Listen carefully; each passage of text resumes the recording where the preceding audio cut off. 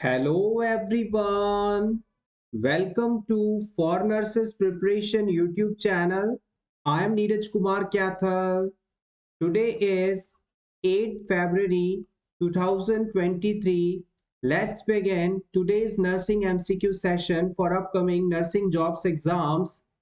First question is what you will find in the second stage of pressure ulcer at sacral area. Hospital में यदि कोई patient लंबे समय से bed पर है, उसके अंदर सैक्रल एरिया में यानी रीढ़ की हड्डी में नीचे की तरफ प्रेशर अल्सर बन जाता है और ये प्रेशर अल्सर यदि सेकंड स्टेज का है तो आप इसमें किस फाइंडिंग का होना देखेंगे। सिंपली आपसे पूछा जा रहा है कि प्रेशर अल्सर होने पर, बेड सोर होने पर सेकंड स्टेज में अल्सर कैसा दिखाई देता है। Partial thickness skin loss of dermis, इस पर्सन में पार्शियल थिकनेस वाली स्किन लॉस हो जाएगी, हट जाएगी। बोन टेंडन मसल्स दिखाई देने लगेंगे या फिर फुल थिकनेस स्किन लॉस देखने को मिलेगा या फिर इनमें से कोई नहीं।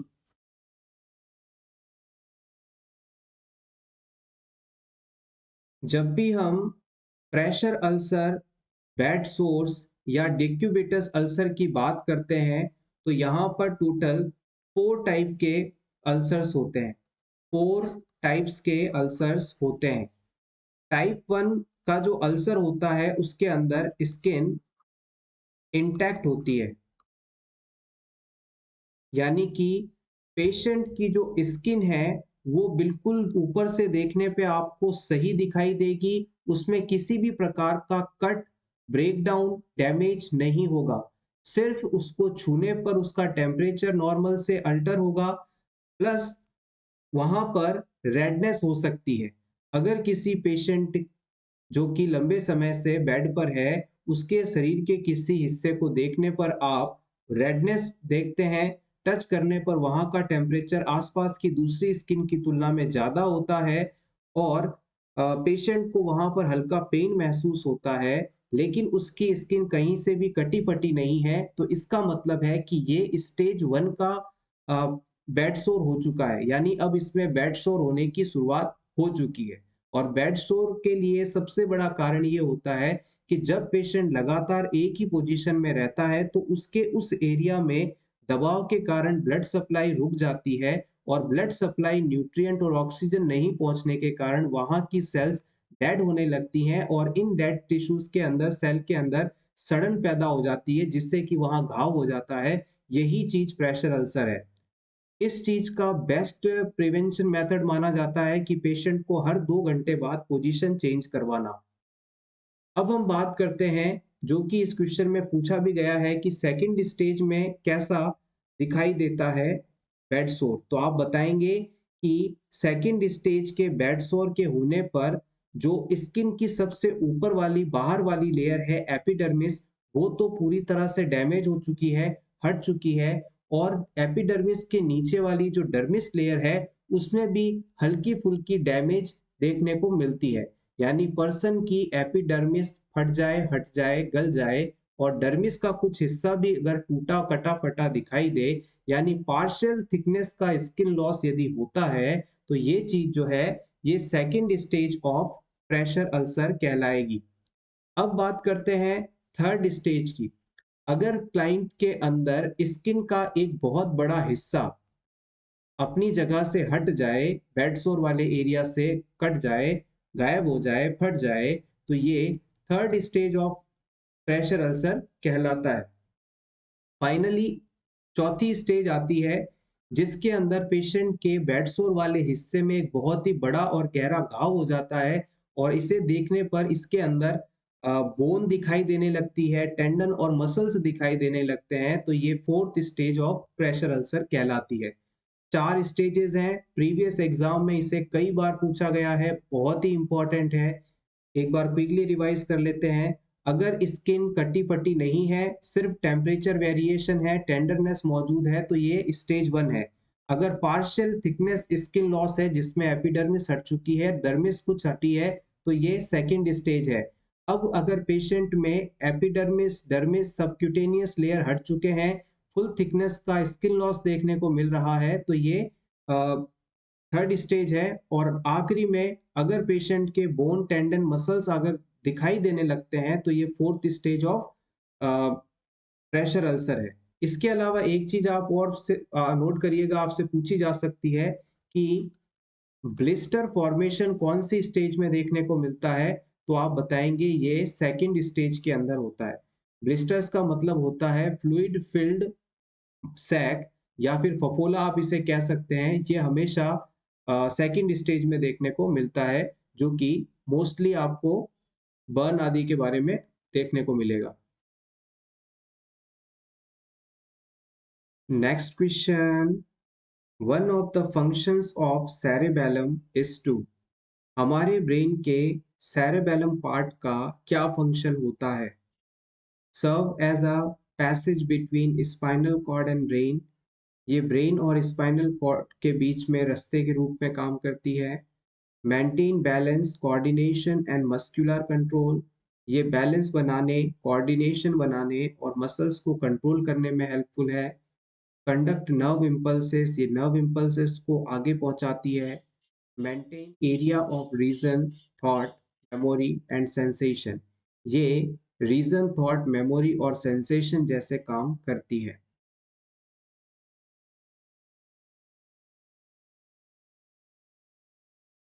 The right answer is option B. हमारे ब्रेन का जो सेरेबेलम पार्ट है, ये बैलेंस मेंटेन करवाता है, कोऑर्डिनेशन करवाता है और मस्कुलर कंट्रोल प्रोवाइड करवाता है। Option B correct. Next question is, which disease is caused by Aedes mosquito except, focus on this word except, इनमें से कौन सा डिजीज एडीज मॉस्किटो के द्वारा नहीं होता है? जिका, डेंगू, चिकनगुनिया, टाइफस।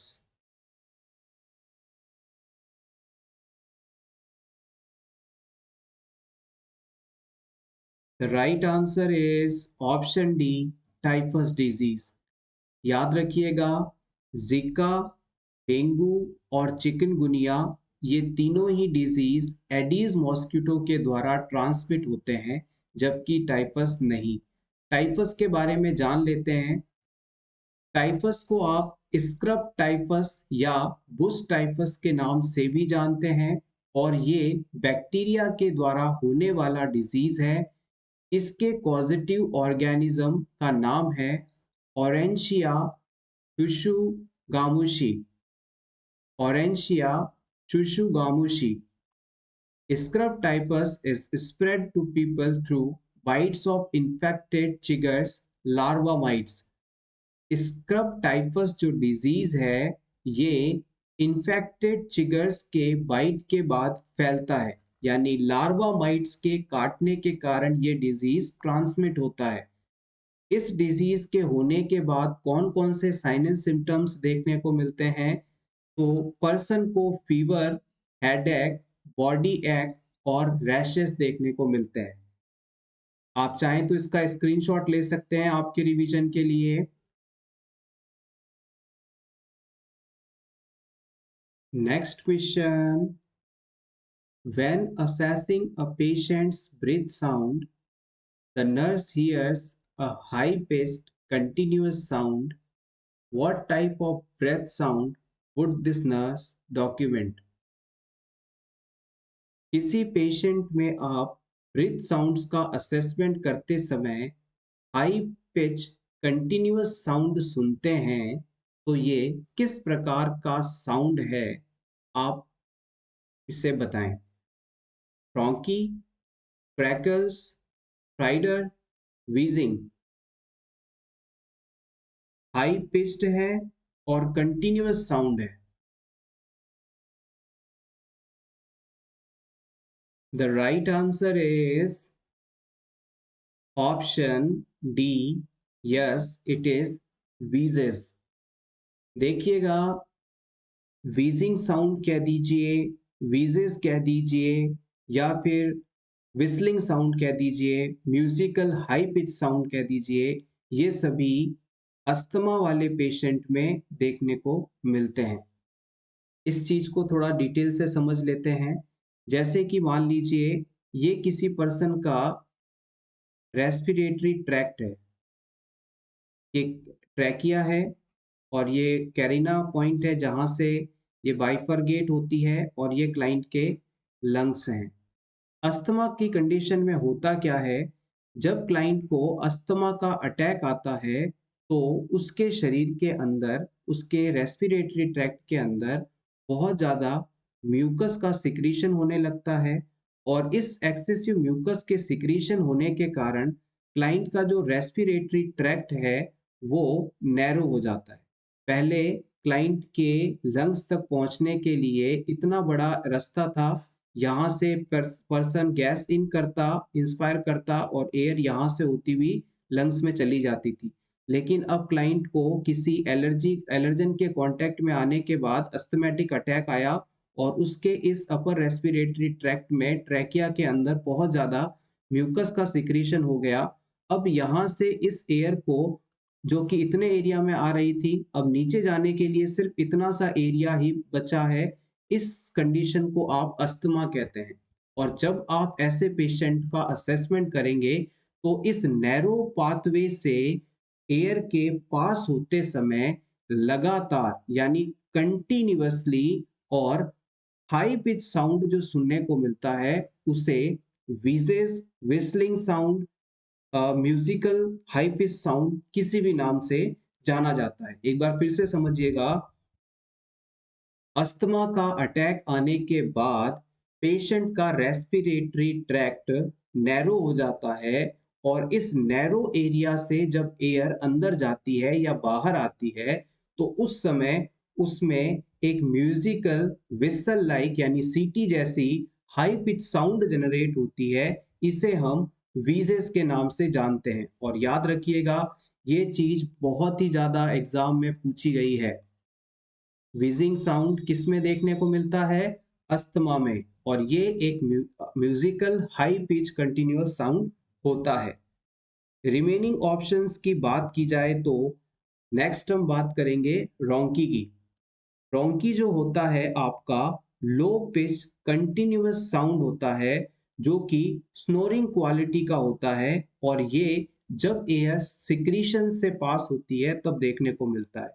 रोंकी साउंड के बारे में आप याद रखिएगा, अगर किसी क्लाइंट के चेस्ट एरिया के अंदर, रेस्पिरेटरी ट्रैक्ट के अंदर म्यूकस सिक्रीट हुआ है, और जब पर्सन सांस लेगा तो उसमें से जो low pitch continuous sound generate होगा, ये रोंकी कहलाता है। इसे आप स्नोरिंग साउंड भी कह सकते हैं, खराटो जैसी आवाज भी कह सकते हैं। नेक्स्ट हम बात करते हैं ऑप्शन बी में बताए क्रैकल साउंड की। क्रैकल साउंड का सिंपली आप इस प्रकार से समझिएगा, जब पानी के ऊपर बुलबुले बनते हैं, बबल्स बनते हैं, और ये पानी से बने बुलबुले या बबल्स जब फूटते हैं तो इनकी जो आवाज होती है उसे आप क्रैकल साउंड कहते हैं। अगर किसी क्लाइंट के चेस्ट के अंदर किसी प्रकार का फ्लूइड एक्यूमुलेशन हो चुका है, तो क्लाइंट को मान लीजिए पल्मोनरी एडिमा हुई है, जहां पर उसके फेफड़ों के अंदर पानी भर चुका है ड्यू टू इन्फेक्शन, निमोनिया आदि की वजह से, तो उस पानी के साथ जब एयर अंदर जाकर बुलबुला बनाएगी और ये बुलबुला फूटेगा, तो जो साउंड जनरेट होगा वही क्रैकल साउंड है। सिंपली याद रखिएगा, it is a bubbling, crackling और popping low pitched, low to high pitched discontinuous sound that occur when air passes through the fluid filled airway. Fluid filled airway से जब हवा पास होती है तो वहां से लो से हाई पिच वाला डिसकंटिन्यू साउंड जनरेट होता है, यही क्रैकल साउंड कहलाता है। Finally exam point of view से पूछा जाने वाला स्ट्राइडर इंपॉर्टेंट साउंड है, इसे भी रिवाइज कर लेते हैं। ये एक लाउड और हाई पिच साउंड होता है, जो कि नैरोविंग ऑफ एयरवे के कारण देखने को मिलता है। एयरवे के सकरे होने के बाद यहाँ से यदि लाउड और हाई पिच साउंड निकलता है तो ये स्ट्राइडर कहलाता है। Next important question, Haddon matrix is related to, इनमें से हेड ऑन मैट्रिक्स किससे संबंधित है? Injury prevention, hypertensive disorders, communicable diseases, maternal and child mortality.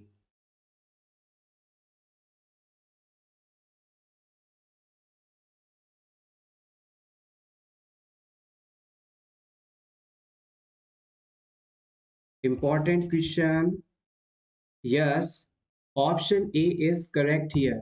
आइए इसके बारे में जान लेते हैं। आपका जो हेड ऑन मैट्रिक्स है, ये किसी भी पर्सन में इंजरी के इंटरवेंशन को प्लान करना और इससे होने वाले कॉम्प्लिकेशंस को रोकने के लिए प्रिवेंशन स्ट्रेटजीज बनाने के लिए किया जाता है। हेड ऑन मैट्रिक्स का जो पर्पस है, उद्देश्य है, वो किसी भी पर्सन में हुई इंजरी के प्रिवेंशन और ट्रीटमेंट स्ट्रेटजी को प्लान करने में किया जाता है। इसके अंदर दो चीजों को हम इंक्लूड करते हैं। पहला होता है एपिडेमियोलॉजिकल ट्रायंगल या ट्रायड, जिसमें एजेंट, होस्ट और एनवायरनमेंट को इंक्लूड करते हैं। और सेकंड होता है लेवल ऑफ प्रिवेंशन, जिसमें प्रीमोर्डियल, प्राइमरी, सेकेंडरी और टर्सरी आते हैं। तो सिंपली कहें तो किसी भी पर्सन के अंदर कोई इंजरी हो गई है तो उसका कैसे ट्रीटमेंट करना है, कैसे उसे केयर प्रोवाइड करनी है और उसमें कॉम्प्लिकेशंस ना हो जाएं, कैसे इस चीज को प्रिवेंट करना है, ये सभी हेड ऑन मैट्रिक्स के हिसाब से तय किए जाते हैं। Next question is, a lesion in occipital lobe of cerebrum affects, हमारे ब्रेन के सेरेब्रम के ऑक्सीपिटल लोब में यदि कोई लीजन बन जाए, कोई घाव बन जाए, तो इससे कौन सा एक्शन प्रभावित हो सकता है? Vision, speech, hearing, personality. Occipital lobe हमारे ब्रेन में पीछे की तरफ वाला हिस्सा होता है, पीछे और नीचे की तरफ। इसके अंदर यदि कोई घाव हो जाए, लीजन बन जाए, तो इससे आपको विजन में प्रॉब्लम आ सकती है। हमारा जो ब्रेन का ऑक्सीपिटल लोब है, वो हमारे विजन के लिए रिस्पॉन्सिबल है। यहाँ पर सिंपली कहें तो विजुअल एरिया पाया जाता है। उसी तरह से यदि आपसे पूछ लिया जाए स्पीच यानी ऑडिटरी फंक्शन के लिए कौन सा ब्रेन का लोब रिस्पॉन्सिबल है, तो आप बताएंगे टेम्पोरल लोब। इसके अलावा अगर स्मेल के लिए यानी आपको खुशबू या बदबू आती है, इसके लिए कौन सा स्मेलिंग एरिया किस लोब में लोकेटेड है, तो आप बताएंगे टेम्पोरल लोब के अंदर। गस्टेटरी एरिया यानी कि टेस्ट सेंसेशन के लिए ब्रेन का कौन सा हिस्सा रिस्पॉन्सिबल है, तो आप बताएंगे पैराइटल लोब। ये सभी चीजें बेसिक हैं, बट कई बार इसमें यहाँ से क्वेश्चंस पूछ लिए जाते हैं। नेक्स्ट हम बात करेंगे कार्डियक साइकिल की। आप इस क्वेश्चन का आंसर जरूर जानते हैं कि एक कार्डियक साइकिल 0.8 सेकेंड्स का होता है।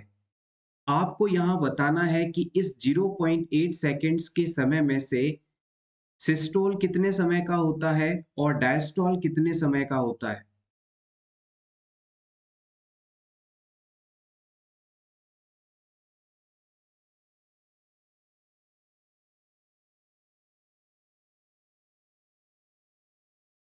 द राइट आंसर इज, जब हम बात करते हैं सिस्टोल की, तो हार्ट को कॉन्ट्रैक्ट होने में 0.27 सेकेंड्स लगते हैं, जबकि डायस्टोल होने में यानी रिलैक्स होने में 0.53 सेकेंड्स का समय लगता है। Next question is, what do you mean by cold sterilisation? इनमें से कोल्ड स्टरलाइजेशन टेक्निक को डिफाइन करने वाला स्टेटमेंट कौन सा है? Sterilisation under temperature range of 1.8 degree centigrade, 1.8 degree centigrade से कम तापमान पर स्टरलाइजेशन करना। Option B, disinfection using disinfectant, disinfectant solution या सब्सटेंस का इस्तेमाल करते हुए इन्फेक्शन को हटाना।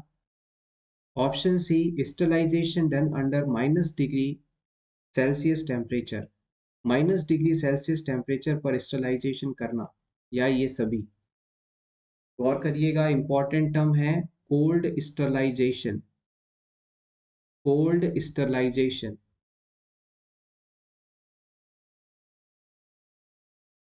The right answer is option B, disinfection using disinfectant.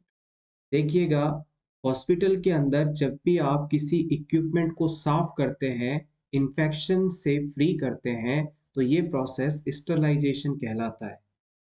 Sterilization के लिए आपसे यदि पूछ लिया जाए कि बेस्ट मेथड कौन सा होता है, तो आप बताएंगे ऑटोक्लेव।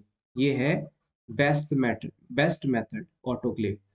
इस ऑटोक्लेव के अंदर हम क्या करते हैं, किसी भी इक्विपमेंट को रखते हैं और फिर उसे हाई प्रेशर हाई टेम्परेचर वाली मॉइस्ट हीट से ट्रीट करते हैं, तो उसमें मौजूद सभी माइक्रो ऑर्गेनिजम्स किल हो जाते हैं। ये बेस्ट मेथड है।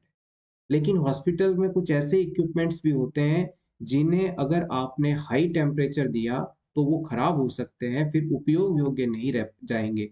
तो ऐसे सभी उपकरण जो कि अधिक तापमान देने पर खराब हो सकते हैं, उन्हें साफ करने के लिए, स्टरलाइजेशन करने के लिए कोल्ड स्टरलाइजेशन टेक्निक का इस्तेमाल किया जाता है। इसके अंदर हम इन इक्विपमेंट्स को, इंस्ट्रूमेंट्स को किसी ऐसे सॉल्यूशन के अंदर डालकर कुछ समय के लिए छोड़ देते हैं, जिसकी वजह से इसमें मौजूद bacteria, fungi, micro organism, virus सब किल हो जाते हैं। ये पूरी तरह से स्टरलाइज हो जाता है, साफ हो जाता है। तो हम कह सकते हैं कि अगर किसी उपकरण को, किसी इक्विपमेंट को आप डिसइंफेक्टेंट सॉल्यूशन जैसे कि ग्लूट्रेल्डिहाइड हो गया, हाइड्रोजन पेरोक्साइड हो गया आदि में कुछ समय डुबो कर रख दें और इसके बाद ये बिल्कुल क्लीन हो जाएं, तो ये चीज कोल्ड स्टरलाइजेशन कहलाता है। होपफुली अब इस चीज में आप कंफ्यूज नहीं होंगे। Next question, preparation of sperm before penetrating ovum is. Ovum को स्पर्म द्वारा पेनिट्रेट करने से पहले जो प्रिपरेशन की जाती है, उसे आप किस नाम से जानते हैं? Coition, spermation, capacitation, insemination.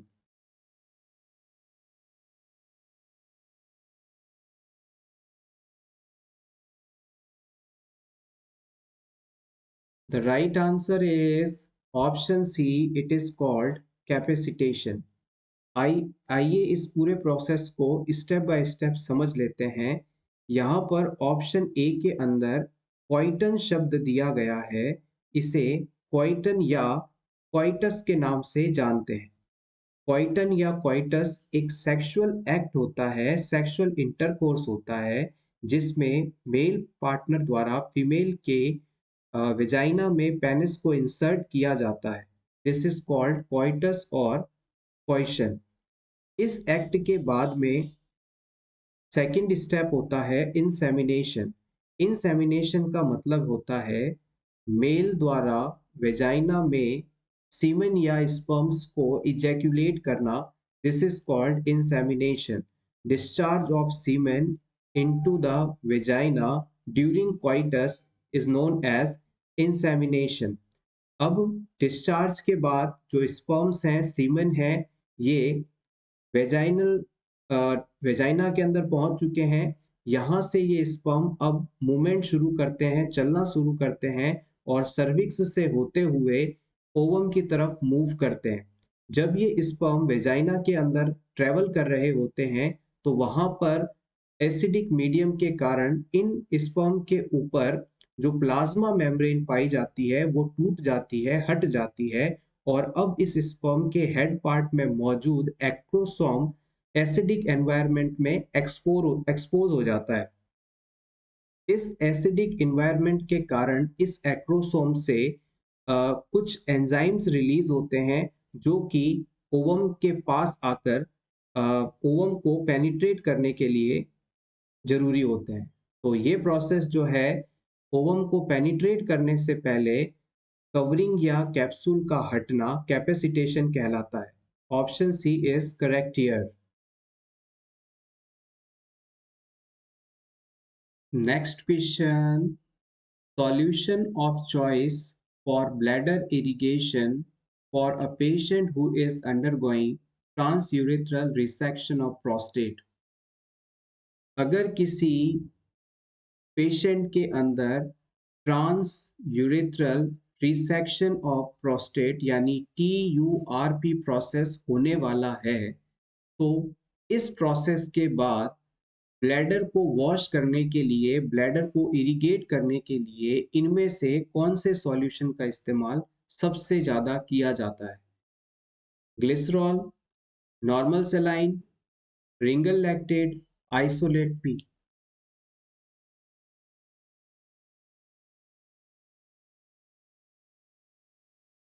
Yes, option A is absolutely correct. किसी भी क्लाइंट को यदि बिनाइन प्रोस्टेटिक हाइपरप्लेशिया जैसी कंडीशन हो जाए, तो उसके ट्रीटमेंट के लिए जो सर्जरी की जाती है उसे हम TURP प्रोसीजर कहते हैं। इस प्रोसीजर के अंदर प्रोस्टेट ग्लैंड के साइज को काट कर छोटा कर दिया जाता है, ताकि पर्सन के यूरिनरी आउटफ्लो में किसी भी प्रकार की ऑब्स्ट्रक्शन ना रह जाए। इस चीज को थोड़ा समझने की कोशिश करते हैं डायग्राम से। मान लीजिए किसी मेल पर्सन का यूरिथ्रा है और इस यूरिथ्रा के चारों तरफ जो है प्रोस्टेट ग्लैंड पाई जाती है। नॉर्मली इसका ये शेप होता है, लेकिन जैसे जैसे पर्सन की एज बढ़ती है, इस प्रोस्टेट ग्लैंड की हाइपरट्रॉफी होने लगती है, यानी इसका साइज बढ़ने लगता है। और इसका साइज जब बढ़ता है तो इसके साइज बढ़ने के कारण ये यूरिनरी यूरिथ्रा का जो पाइपलाइन है उसमें ऑब्स्ट्रक्शन कॉज कर देती है, रुकावट कॉज कर देती है। अब ये पर्सन इस रुकावट के कारण यूरिन को पास आउट नहीं कर पाता, यूरिन आउटपुट नहीं कर पाता। इस सिचुएशन के ट्रीटमेंट के लिए अब क्या किया जाता है, हम ऑपरेशन करके इस प्रोस्टेट ग्लैंड के जो साइज है उसे कम कर देते हैं। और ऐसा करने से फिर क्लाइंट का जो यूरिथ्रल ओपनिंग है और यूरिनरी आउटफ्लो ट्रैक्ट है, ये भी नॉर्मल साइज का हो जाता है और पर्सन इजीली यूरिनेट कर पाता है। दो केसेस होते हैं, कई बार इसके हाफ पोर्शन को रिमूव किया जाता है, कई बार कंप्लीटली रिमूव कर दी जाती है, depend on the situation. Next question is, the client diagnosed with renal calculi is admitted to medical unit, which intervention should the nurse implement first? अगर किसी क्लाइंट को रीनल कैल्कुलाई है, किडनी स्टोन है, और वो हॉस्पिटल में जब एडमिट होता है, तो सबसे पहले आपको एज अ नर्स इनमें से कौन सा इंटरवेंशन करना चाहिए, कौन सा काम करना चाहिए? Option A, monitor the client's urinary output. आप इस पेशेंट के यूरिनरी आउटपुट को चेक करेंगे, मॉनिटर करेंगे। Option B, assess the client's pain and rule out it complication. हम इस पेशेंट में पेन कितना है इसका असेसमेंट करेंगे और इससे कोई कॉम्प्लिकेशंस तो नहीं हो रहे, इस चीज का असेसमेंट करेंगे। Option C, increase the client's oral fluid intake. हम क्लाइंट का ओरल फ्लूइड इनटेक बढ़ा देंगे। Option D, use a safety gait belt when walking the client. हम इस पेशेंट के चलते फिरते समय उसे एक सेफ्टी बेल्ट पहनाएंगे। रीनल कैल्कुलाई का पेशेंट है, किडनी स्टोन का पेशेंट है, तो आप इसमें सबसे पहले क्या करेंगे? Option B is absolutely correct.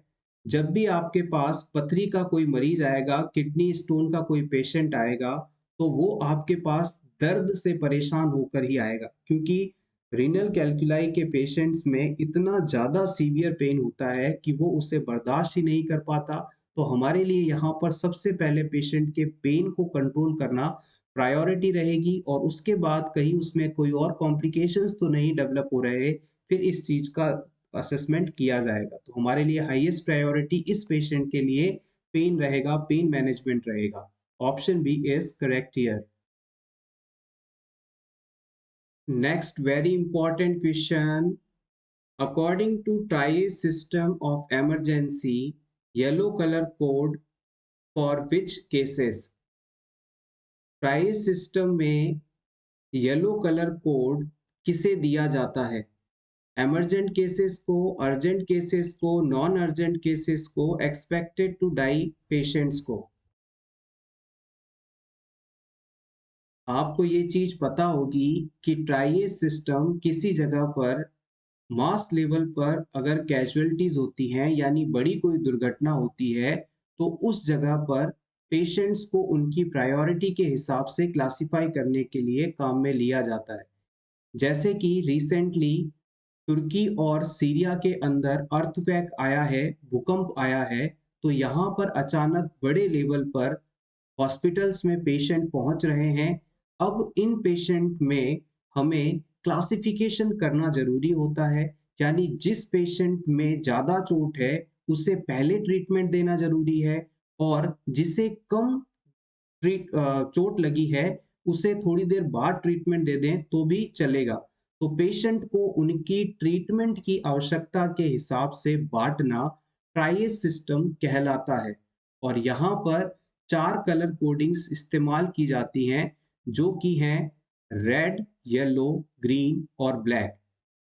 जब पेशेंट ऐसा कोई पेशेंट आपके सामने आए जो कि बहुत ज़्यादा गंभीर हालत में है और इसे सबसे पहले ट्रीटमेंट देने की आवश्यकता है, तो इसे हम रेड कलर जोन में भेज देंगे, यानी इसे एमरजेंट या एमरजेंट केस का नाम देंगे। ये फर्स्ट प्रायोरिटी केसेस होते हैं, इन्हें सबसे पहले इलाज की आवश्यकता होती है।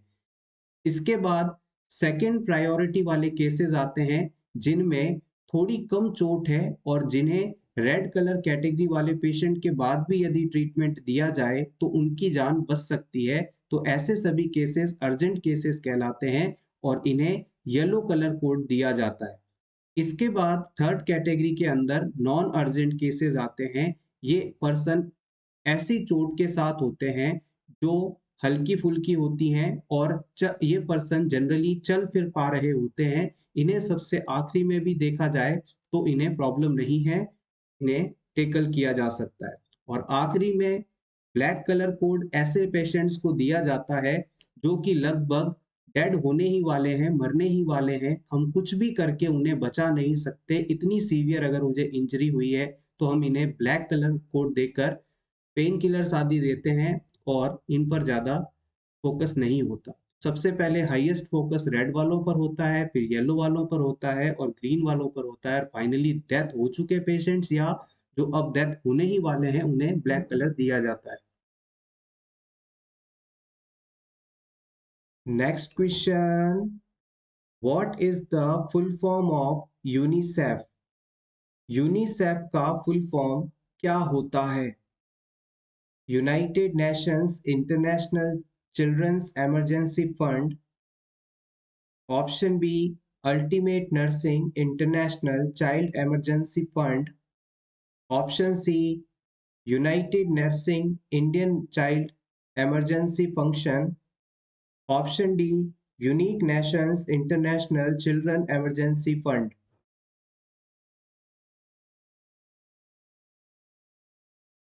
The right answer is option A. याद रखिएगा, यूनिसेफ का फुल फॉर्म है United Nations International child emergency Fund. एक बार फिर से रिपीट करेंगे, United Nations International child emergency fund. और इसका जो इस्टेब्लिशमेंट है 1946 के अंदर हुआ था। आप चाहें तो यहाँ नोट कर लीजिएगा, इस्टेब्लिशमेंट 1946 के अंदर हुआ था। Next question, most muscular chamber of heart is?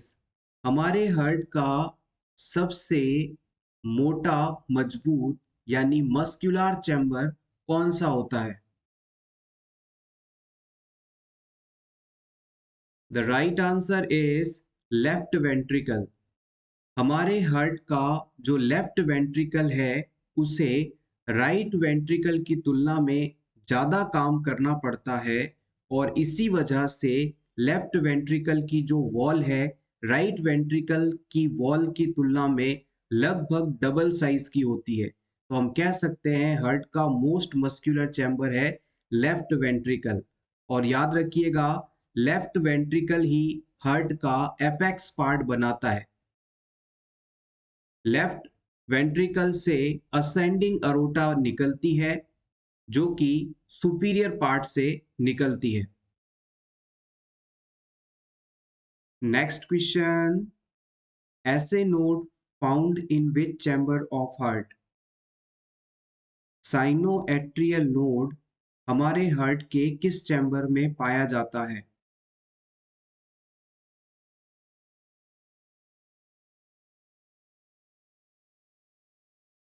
The right answer is right atrium.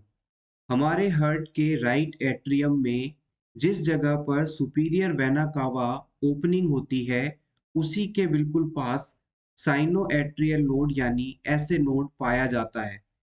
ऐसे नोड को हम नेचुरल पेसमेकर ऑफ हार्ट के नाम से भी जानते हैं, और ये स्पेशलाइज्ड कार्डियक मसल फाइबर से बनी स्ट्रक्चर है जो कि हार्ट में इंपल्स जनरेट करवाती है, और जिसके कारण ही हार्ट में कॉन्ट्रैक्शन का प्रोसेस हो पाता है। Next question, which called gateway of pain according principle of pain sensation के प्रिंसिपल के अनुसार गेटवे ऑफ पेन किसे कहा जाता है? जैसे आपको पता होगा, गेटवे ऑफ इंडिया मुंबई में स्थित है जहां से भारत में एंट्री ली जाती थी। यानी कि गेटवे ऑफ इंडिया का मतलब है ऐसा कोई दरवाजा या रास्ता जहां से इंडिया में एंट्री ली जाती हो।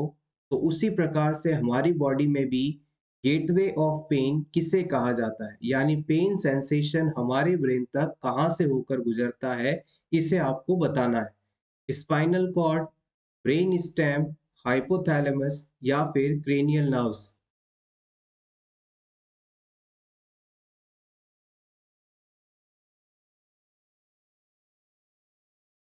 The right answer is option A, spinal cord. जैसे ही आपके शरीर में किसी हिस्से पर पेन हुआ, दर्द की शुरुआत हुई, तो ये पेन सेंसेशन डायरेक्टली आपके ब्रेन तक नहीं पहुंच सकते। गेट कंट्रोल थ्योरी में बताया गया है कि पेन सिग्नल्स जैसे ही जनरेट होते हैं ये डायरेक्टली ब्रेन तक नहीं पहुंचते। इन्हें ब्रेन तक पहुंचने से पहले स्पाइनल कॉर्ड के अंदर मौजूद न्यूरोलॉजिकल गेट से होकर गुजरना होता है, और यही गेट्स ये डिसाइड करते हैं कि ये पेन सेंसेशन ब्रेन तक पहुंचने लायक है या नहीं है। तो हम कह सकते हैं gateway of pain spinal cord को कहा जाता है। Next important question, the drug used by health workers in the management of acute respiratory illness is। acute respiratory illness के मैनेजमेंट के लिए इनमें से कौन सी ड्रग दी जा सकती है? Cotrimoxazole, chloramphenicol, benzyl penicillin, gentamicin.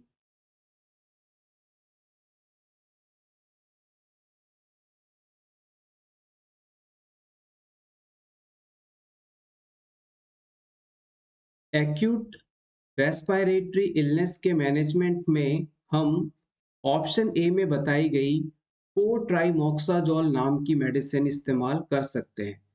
ये कोट्राइमोक्साजोल जो है इसका निर्माण दो कंपोनेंट्स के मिलने से होता है। आप चाहें तो इसे नोट कर लें, प्रीवियस एग्जाम में इसके बारे में पूछा भी गया है।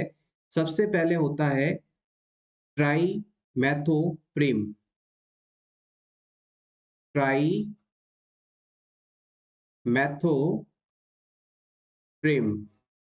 ट्राइमेथोप्रिम के साथ में सल्फा मेथोक्साजोल को ऐड कर दिया जाए तो कोट्राइमेक्साजोल बनता है। नोट करिएगा, सल्फा मैथोक्साजोल,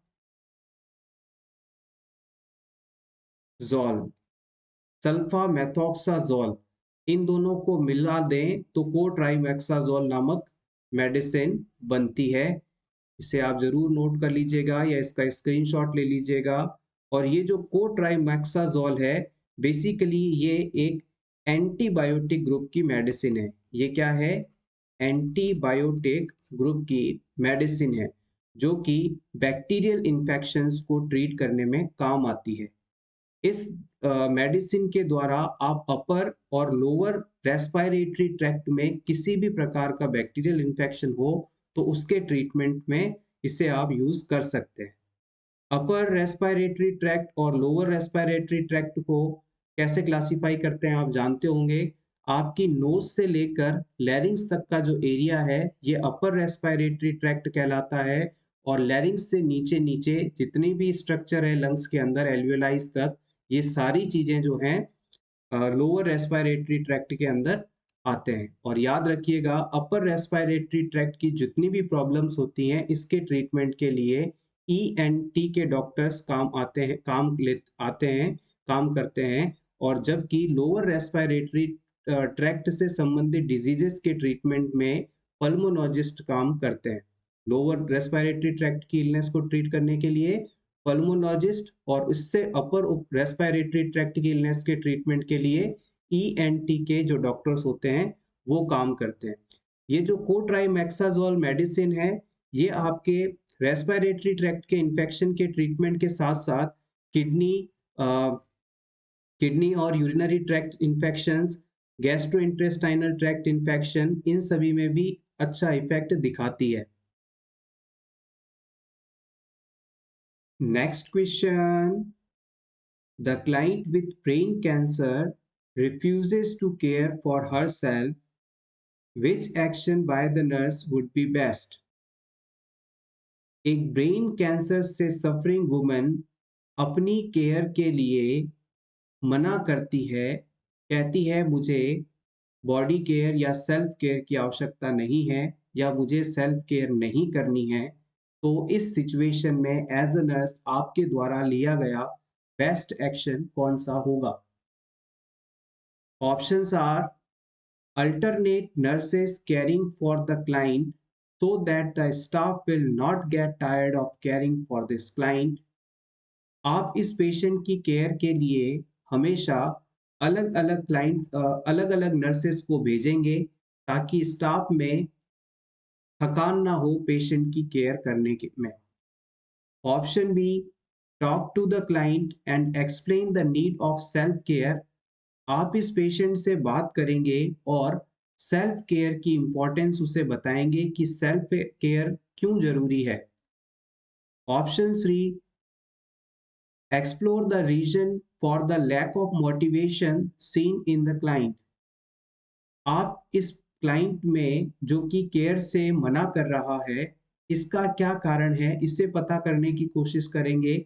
और ऐसा देखने में लग रहा है कि क्लाइंट खुद को लेकर लैक ऑफ मोटिवेशन फील कर रहा है, तो इसे भी आप सॉल्व करने की कोशिश करेंगे।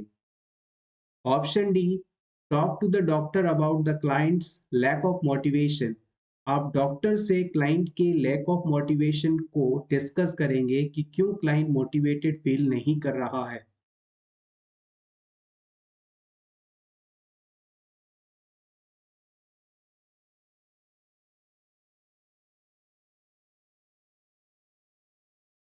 अगर आप ऑप्शन ए को सेलेक्ट करते हैं तो ये बिल्कुल गलत ऑप्शन रहेगा, क्योंकि अगर हर बार आप क्लाइंट की केयर करने के लिए नई नई नर्सेस को भेजेंगे तो इससे क्लाइंट में नर्स पेशेंट रिलेशनशिप नहीं बन पाएगा और क्लाइंट की बेहतर केयर नहीं हो पाएगी, उसका हॉस्पिटल स्टाफ पर ट्रस्ट नहीं बनेगा। तो ये ऑप्शन आपका गलत है। इसके बाद क्लाइंट को सेल्फ केयर की आवश्यकता क्यों है इसके बारे में समझाने से ज़्यादा बेनिफिट नहीं मिलेगा, क्योंकि क्लाइंट किसी कारण से लेक ऑफ मोटिवेटेड फील कर रहा है। पहले इस कॉज को आइडेंटिफाई करके इसका सॉल्यूशन करना होगा, फिर आप उसे सेल्फ केयर के लिए इम्पोर्टेंस के बारे में बता सकते हैं। अगर आप डॉक्टर से क्लाइंट के लैक ऑफ मोटिवेशन के बारे में बात करेंगे तो डॉक्टर इसका आपको आंसर नहीं दे पाएगा। फाइनली आपको क्लाइंट क्यों अपनी केयर करने से मना कर रहा है, तो इसके बारे में यदि जानना है तो आपको क्लाइंट से ही बात करनी पड़ेगी, जो कि ऑप्शन सी में बताया गया है। क्लाइंट क्यों लैक ऑफ मोटिवेशन फील कर रहा है, इसके कारण को आइडेंटिफाई करना और फिर इसका सॉल्यूशन करना सही अप्रोच माना जाएगा। यहाँ पर क्लाइंट के अंदर सबसे पहले देखा जाए तो ब्रेन कैंसर जैसी स्थिति है, तो इस सिचुएशन में पर्सन बहुत ज़्यादा डिप्रेशन में हो सकते हैं। हो सकता है क्लाइंट को बहुत ज़्यादा डिप्रेशन हो रहा हो, जिसकी वजह से वो सेल्फ केयर करने से मना कर रहा हो। अगर कारण ये है तो इसे पता करके इस क्लाइंट को डिप्रेशन से बाहर निकालने की कोशिश की जाएगी। उसे मोटिवेशन दिया जाएगा ताकि वो खुद के लिए अ, अच्छा महसूस करे और अपनी केयर करे। या फिर हो सकता है कि क्लाइंट को जब वो केयर करता है तो उसे मूवमेंट के दौरान पेन होता होगा, तो हो सकता है क्लाइंट में पेन के कारण वो केयर नहीं कर पा रहा है खुद की, तो उसे पेन के रिड्यूस करने के लिए जो भी मेथड्स हो सकते हैं वो अपनाने के लिए कहा जा सकता है। हो सकता है क्लाइंट के अंदर एनर्जी ना हो, client lack of energised feel कर रहा हो सकता है उसे एनीमिया हो जिसके कारण एनर्जी ना हो उसके अंदर, इस वजह से वो सेल्फ केयर नहीं कर पा रहा हो। तो हमें कुल मिला के बात ये है कि एग्जैक्टली कॉज क्या है इसे पता करना होगा, और वो कब पता चलेगा जब हम क्लाइंट से बात करेंगे, और फिर उस कॉज का सॉल्यूशन करके हम क्लाइंट को मोटिवेट कर सकते हैं कि वो सेल्फ केयर करे और इस डिजीज से जीते। Next question, hookworm enters the body through। Hookworm हमारी बॉडी में किस रूट से एंट्री लेता है? पिको oral route, skin, respiratory tract, reproductive tract.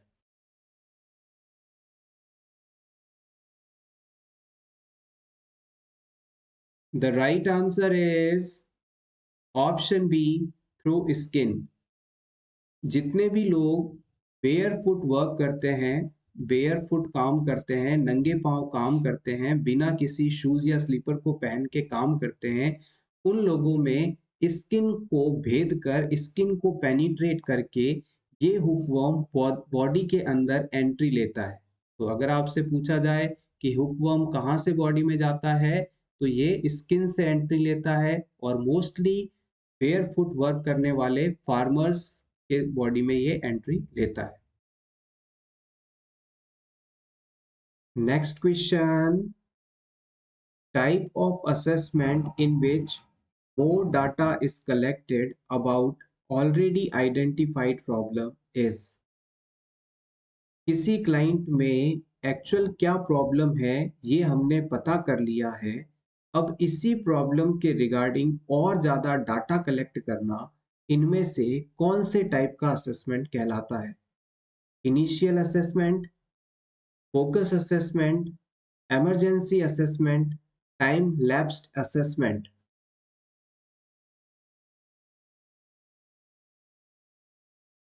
The right answer is option B, focus assessment।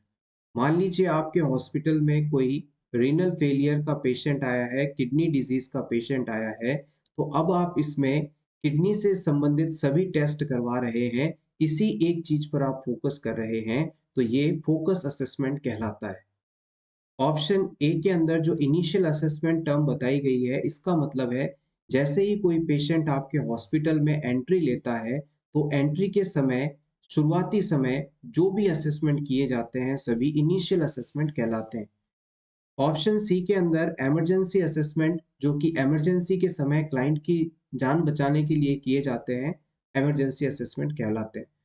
Time lapsed assessment का मतलब होता है जिस समय पेशेंट हॉस्पिटल में आया था उस समय क्लाइंट की क्या रिपोर्ट्स थी, क्या असेसमेंट थे, क्या स्थिति थी, उसे प्रेजेंट रिपोर्ट, असेसमेंट और स्थिति के साथ कंपेयर करना टाइम लैप्स्ड असेसमेंट कहलाता है। यानी जब पेशेंट आया था उस समय वो किस हालत में था, हमने उसे ट्रीटमेंट दिया, अब पेशेंट की क्या हालत है, क्या हालत सुधर रही है, बिगड़ रही है या वैसी ही है। This is called comparison between the initial and present assessment, time lapsed assessment. Next question is incubation period of measles disease। measles disease का incubation period कितने दिनों का होता है? 30 days, 21 days, 10 days, 3 days।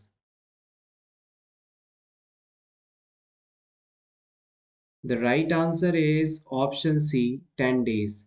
incubation period का मतलब है infection causing microorganism का बॉडी में एंट्री होने से लेकर फर्स्ट साइन एंड सिम्टम के अपीयरेंस तक का समय, और मीजल्स डिजीज में ये 10 दिनों का माना जाता है। एग्जैक्ट यदि आपसे कोई पूछे तो आप बता सकते हैं इंक्यूबेशन पीरियड होता है इसका 10 से 14 डेज का, 10 टू 14 डेज का इंक्यूबेशन पीरियड होता है मीजल्स डिजीज का। और कई बार यहाँ से पूछ लिया जाता है कि मीजल्स का जो पेशेंट है उसमें इन्फेक्शियस स्टेज कितने दिनों की होती है, तो आप बता सकते हैं कि मीजल्स पेशेंट्स में रैशेस अपीयर होने से 4 दिन पहले और 5 दिन बाद पेशेंट सबसे ज़्यादा इन्फेक्शियस होता है, यानी इन दिनों में ये डिजीज दूसरे पर्सन को सबसे ज़्यादा ट्रांसमिट करता है। याद रखिएगा, अपीयरेंस ऑफ रैश से 5 दिन बाद और अपीयरेंस ऑफ रेस्ट से 4 दिन पहले, 4 दिन पहले 5 दिन बाद, इस तरह से याद रखिएगा। इंडिया के अंदर ये डिजीज कंडीशन विंटर और अर्ली स्प्रिंग सीजन में देखने को मिलती है। मीजल्स डिजीज से बचाव के लिए आप लाइव एटेन्यूएटेड टाइप के वैक्सीन का इस्तेमाल कर सकते हैं। Next question, most effective way to prevent cross infection in a hospital setting is. Hospital में क्रॉस इन्फेक्शन को फैलने से रोकने के लिए कौन सा मेथड सबसे इफेक्टिव है? Hand washing, use alcohol based hand rubs between patient, screen the visitors, ensure adequate ventilation। The right answer is option A, hand wash। Hand washing के द्वारा हम क्रॉस इन्फेक्शन को फैलने से रोक सकते हैं, यानी एक पर्सन से दूसरे पर्सन में इन्फेक्शन के ट्रांसमिशन को रोक सकते हैं, और ये सबसे प्रभावी मेथड भी है।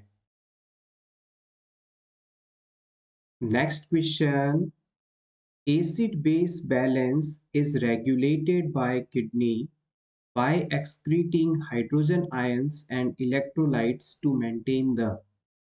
हमारी बॉडी में एसिड बेस को बैलेंस करने का काम किडनीज द्वारा किया जाता है, और इसके मेंटेनेंस के लिए उसके द्वारा हाइड्रोजन आयन और इलेक्ट्रोलाइट्स को एक्सक्रीट आउट करवाया जाता है।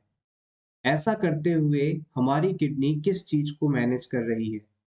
Options are electrolyte balance in body, option B specific gravity of urine, option C filter of protein from the urine, option D normal pH of blood plasma. हमारे body में acid और base के level को maintain करने के लिए kidneys के द्वारा हाइड्रोजन आयन का एक्सक्रीशन किया जाता है, इलेक्ट्रोलाइट्स का एक्सक्रीशन किया जाता है। ऐसे करते हुए हमारी किडनी किस चीज को मेंटेन कर रही है? सीधी सी बात है, एसिड बेस बैलेंस का मतलब है ब्लड की पीएच को मेंटेन किया जा रहा है। ब्लड की नॉर्मल पीएच 7.35 से 4 पॉइंट के बीच होनी चाहिए। इसे मेंटेन करने के लिए किडनीज के द्वारा हाइड्रोजन आयन और इलेक्ट्रोलाइट्स का लॉस करवाया जाता है। Next question is, the client is newly diagnosed with juvenile onset diabetes, which of the following nursing diagnosis is priority? किसी पर्सन में जुवेनाइल ऑनसेट डायबिटीज आइडेंटिफाई हुई है, तो इस पर्सन में सबसे इंपॉर्टेंट नर्सिंग डायग्नोसिस प्रायोरिटी क्या होगी? Anxiety, pain, knowledge deficit, altered thought process.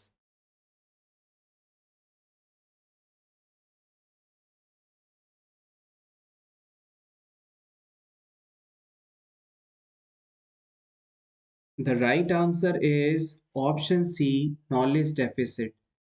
जब भी किसी पर्सन में कोई डिजीज आइडेंटिफाई होता है, उसे उसके अंदर किसी बीमारी के होने का पता चलता है, तो उसमें इस बीमारी को लेकर जानकारी नहीं होती। उसे क्या खाना है, क्या नहीं खाना है, कैसे रहना है, किसी भी चीज के बारे में पता नहीं होता।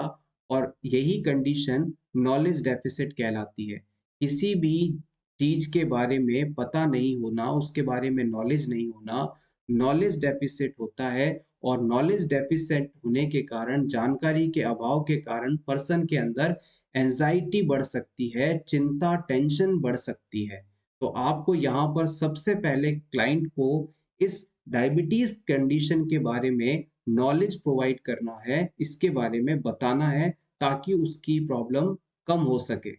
यहाँ पर जो जुवेनाइल डायबिटीज की बात की जा रही है, जुवेनाइल डायबिटीज को आप टाइप 1 डायबिटीज मेलाइटस के नाम से भी जानते हैं। आप नोट कर लीजिएगा, it is type 1 diabetes mellitus.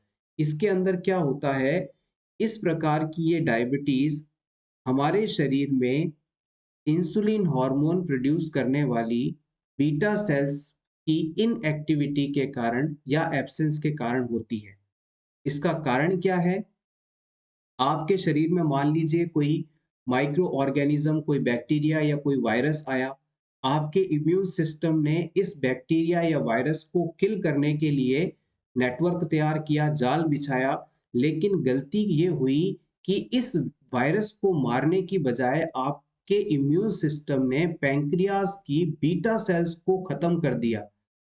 हमने निशाना लगाया वायरस के ऊपर, लेकिन वो निशाना चूक गया और वो गोली जाकर सीधा पैंक्रियास की बीटा सेल में लगी और बीटा सेल खत्म हो गई। अब हमारे पैंक्रियास के अंदर बीटा सेल्स ही नहीं है, तो क्या हम इंसुलिन बना पाएंगे? नहीं। और इंसुलिन नहीं होगा तो हमारी बॉडी में ब्लड ग्लूकोज का लेवल मेंटेन नहीं हो पाएगा। तो याद रखिएगा, टाइप 1 डायबिटीज मेलाइटिस को इंसुलिन डिपेंडेंट डायबिटीज मेलाइटिस के नाम से जाना जाता है। इसमें बीटा सेल्स की संख्या कम होती है या बिल्कुल ही नहीं होती, जिसके कारण इंसुलिन का कम या बिल्कुल ही प्रोडक्शन नहीं हो पाता और क्लाइंट को डायबिटीज कंडीशन हो जाती है। और ये जुवेनाइल कंडीशन जो है, जनरली बच्चों के अंदर देखने को मिलती है और बच्चों को तो जानकारी देना बहुत जरूरी है। So option C is correct here, it is knowledge deficit condition. Next question, a client who has a history of gout is also diagnosed with urolithiasis. The stone are of instructions in food to limit which include। अगर किसी client को gout disease है और urolithiasis है, तो आप इस व्यक्ति को खाने में कौन सी चीज खाने से मना करेंगे? Milk, liver, carrots, apples.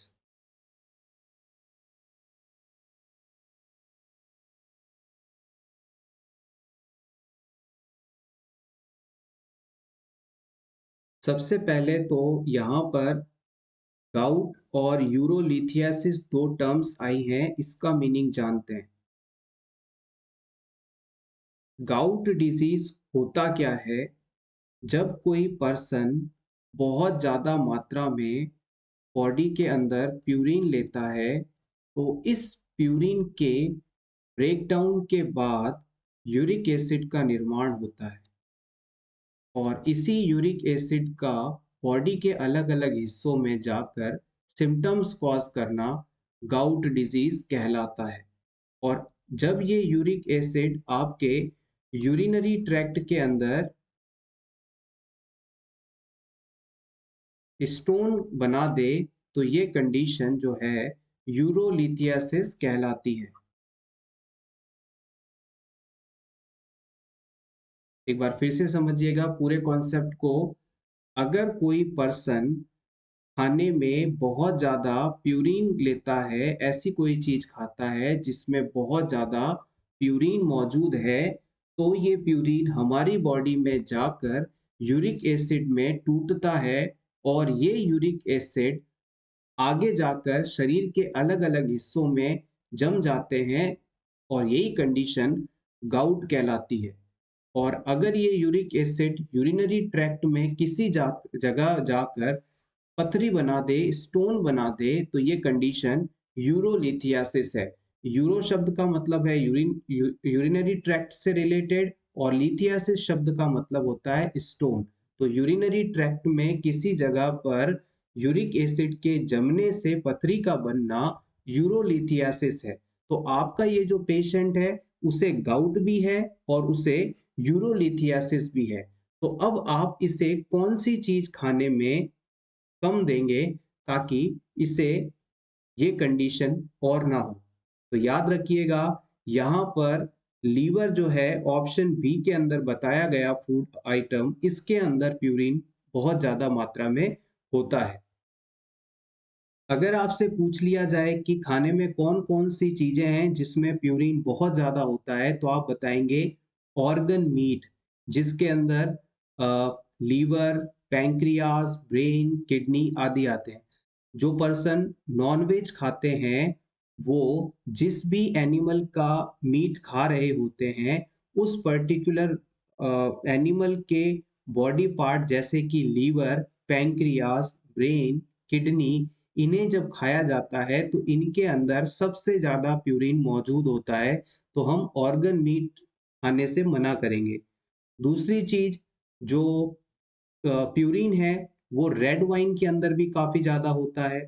इसके अलावा स्ट्रॉबेरीज, पालक जिसे आप स्पिंच कहते हैं, मशरूम, इन सभी के अंदर भी प्यूरिन काफी ज्यादा मात्रा में देखने को मिलता है। तो हम इन सभी चीजों को के क्लाइंट को अवॉइड करने के लिए कहेंगे। होपफुली ये पूरा कंसेप्ट आपका क्लियर हो चुका होगा। यहाँ पर ये जो गाउट डिजीज कंडीशन है ये एग्जाम पॉइंट ऑफ व्यू से बहुत ज्यादा इंपॉर्टेंट है। प्रीवियसली यहाँ से बहुत बार क्वेश्चंस पूछे गए हैं और गाउट का सिंपल कॉन्सेप्ट याद रखिएगा। जैसे आप तेल में बनी हुई पूड़ी खाते हैं तो पूड़ी से प्यूरिन याद रख लीजिएगा। अगर आप पूड़ी ज्यादा खाएंगे तो पूड़ी जो है पेट में जाकर डाइजेस्ट होगी और उससे यूरिक एसिड बनेगा और ये यूरिक एसिड जो है आपको पथरी भी कर सकता है और गाउट डिजीज भी कर सकता है। तो आपको ज्यादा पूड़ी नहीं खानी है, पूड़ी का मतलब प्यूरिन। इस तरह से आप इसे याद रखें। Next question, an important condition causing renal calculi, इनमें से किस कंडीशन की वजह से रीनल कैल्कुलाई हो जाते हैं?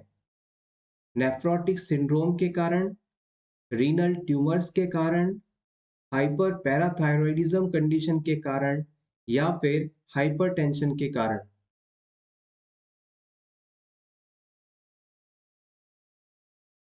सिंपली समझिएगा, रीनल कैल्कुलाई का मतलब है किडनी के अंदर पथरी का बनना, किडनी स्टोन का बनना। और इस किडनी स्टोन के बनने के पीछे कौन सी कंडीशन रिस्पॉन्सिबल हो सकती है? The right answer is option C. हमारी किडनी में जो पथरी बनती है वो कैल्शियम के शरीर में बहुत ज्यादा मात्रा में प्रेजेंट होने के कारण बनती है। अगर हमारे शरीर में आवश्यकता से ज़्यादा कैल्शियम मौजूद होगा तो ये कैल्शियम किडनी के अंदर जाकर डिपॉजिट होने लगेगा, इकट्ठा होने लगेगा, जिससे वहां पर कैल्कुलाई या स्टोन बनने लगेंगे। हमारी बॉडी में जो थायराइड ग्लैंड होती है इसके पोल्स पर पैराथायरॉइड ग्लैंड मौजूद रहती है। इस ग्लैंड का काम है कि जैसे ही हमारे ब्लड के अंदर कैल्शियम का लेवल कम हो, तुरंत बोन से कैल्शियम निकालकर ब्लड के अंदर लाकर देना। और अगर किसी वजह से ये पैराथायरॉइड ग्लैंड हाइपर एक्टिव हो जाती है, यानी बहुत ज्यादा पैराथायरॉइड हार्मोन बनाने लगती है, तो इसकी वजह से बोन से लगातार कैल्शियम निकलकर ब्लड में आता जाएगा और यहाँ से कैल्शियम किडनी के अंदर डिपॉजिट होगा और किडनी स्टोन बनने लगेंगे। यहाँ पर आप चाहें तो नोट कर सकते हैं, दो हार्मोन्स होते हैं हमारी बॉडी के अंदर कैल्शियम के लेवल को मेंटेन करने के लिए। एक होता है कैल्सिटोनिन और एक होता है पैराथायरॉइड हार्मोन। जब दोनों एक दूसरे के ऑपोजिट काम करते हैं, जैसे मान लीजिए ब्लड के अंदर कैल्शियम का लेवल अचानक बढ़ने लगा, तो ये कैल्सिटोनिन रिलीज होगा, सिक्रीट होगा, और फिर ये क्या करेगा, इस कैल्शियम को यहाँ से निकाल कर सीधे बोन को दे देगा, बोन इसे अपने पास डिपॉजिट करके रख लेंगी। अब ऑपोजिट कंडीशन कैसे है इसकी, जैसे ही आपके ब्लड के अंदर कैल्शियम का लेवल डिक्रीज होने लगा, कम होने लगा, तो तुरंत पैराथायरॉइड हार्मोन का सिक्रीशन होगा। ये पैराथायरॉइड हार्मोन बोन के पास जाकर बोन से कैल्शियम को लेकर ब्लड को दे देगा। इस तरह से ब्लड में कैल्शियम का लेवल नॉर्मल हो जाएगा। तो कैल्सिटोनिन क्या कर रहा है, ब्लड के अंदर कैल्शियम के लेवल को कम कर रहा है, जबकि पैराथायरॉइड हार्मोन ब्लड के अंदर कैल्शियम के लेवल को बढ़ा रहा है। और कैल्शियम का नॉर्मल लेवल आपसे यदि पूछ लिया जाए तो आप बताएंगे 8.5 to 10.5, this is the normal value. और अगर कैल्शियम 8.5 से कम होता है तो ये हाइपोकैल्सीमिया कंडीशन कहलाती है, और इसकी वजह से क्लाइंट के अंदर टिटैनी कंडीशन हो सकती है। टिटैनी का मतलब होता है एबनॉर्मल मसल स्पाज्म का आना, हाथ पांव में मरोड़ों का आना। और इसे चेक करने के लिए ट्रूसेसु साइन देख सकते हैं।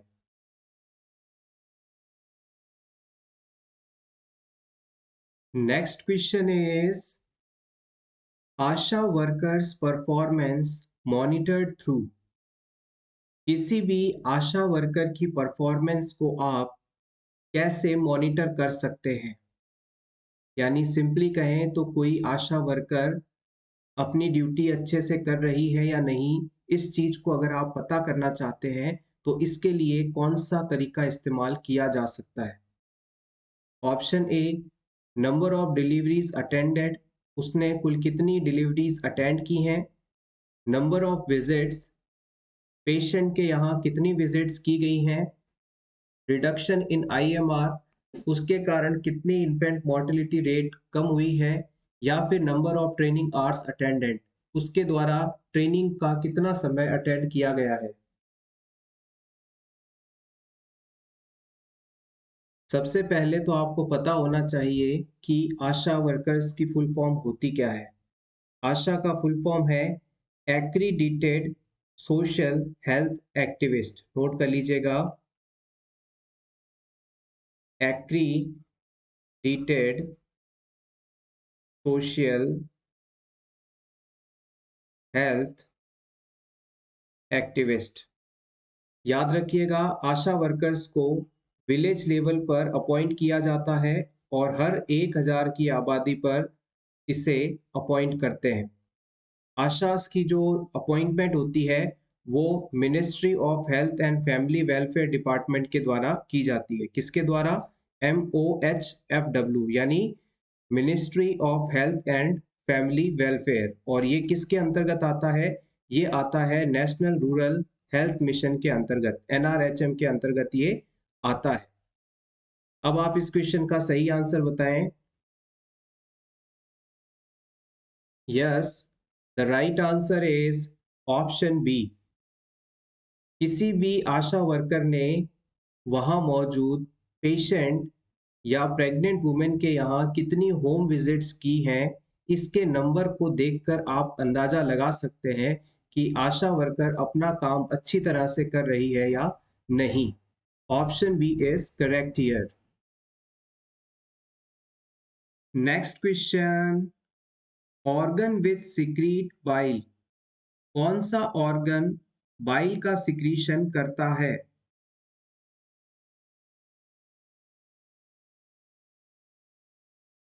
Yes, it is liver. Organ which stored bile, इस बाइल को कौन स्टोर करता है। Yes, it is gall bladder. Bile की पीएच कितनी होती है। 7.6 से 8.6। हर दिन लीवर द्वारा 800 ml बाइल का सिक्रीशन किया जाता है।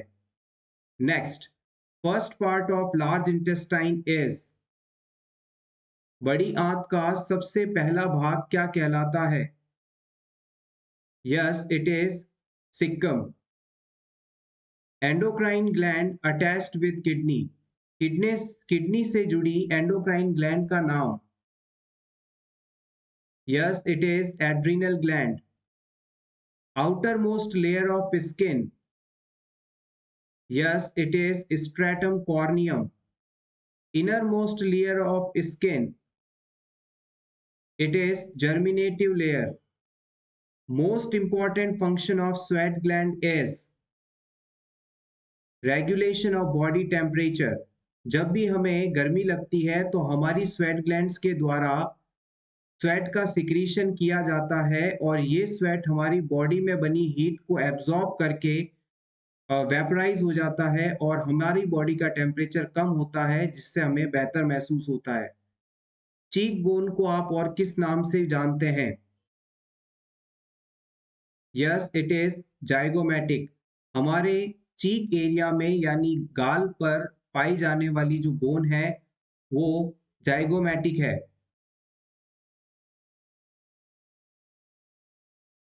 नेक्स्ट हम बात करेंगे एमएमआर की। MMR means maternal mortality ratio. Maternal mortality ratio एक बेस्ट सोशल इंडिकेटर माना जाता है और जिस जगह पर जैसा मैटरनल मोर्टिलिटी रेशियो है वैसे उसकी सोशल कंडीशंस भी मानी जाती हैं। सबसे पहले आपको बताना है कि इंडिया के अंदर मैटरनल मोर्टिलिटी रेशियो कितना है।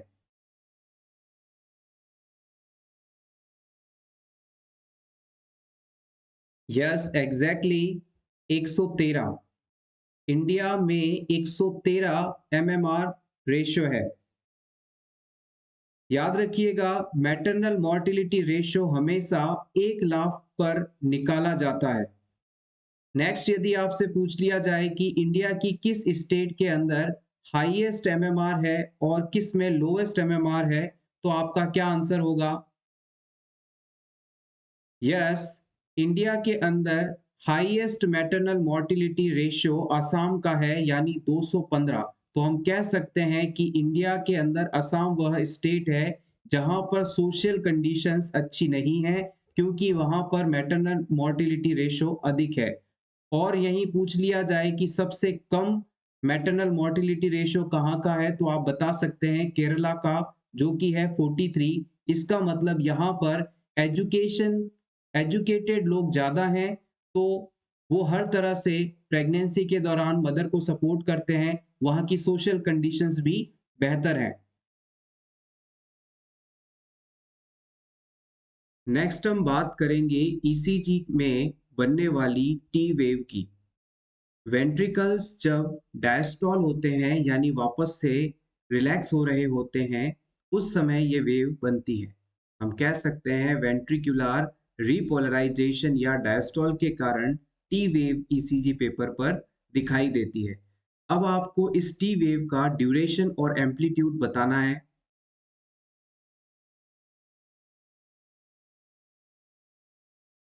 यस, टी वेव का जो ड्यूरेशन होता है वो होता है 0.2 सेकेंड्स और इसका जो एम्पलीट्यूड होता है वो होता है 0.3 MV। Next question, very important.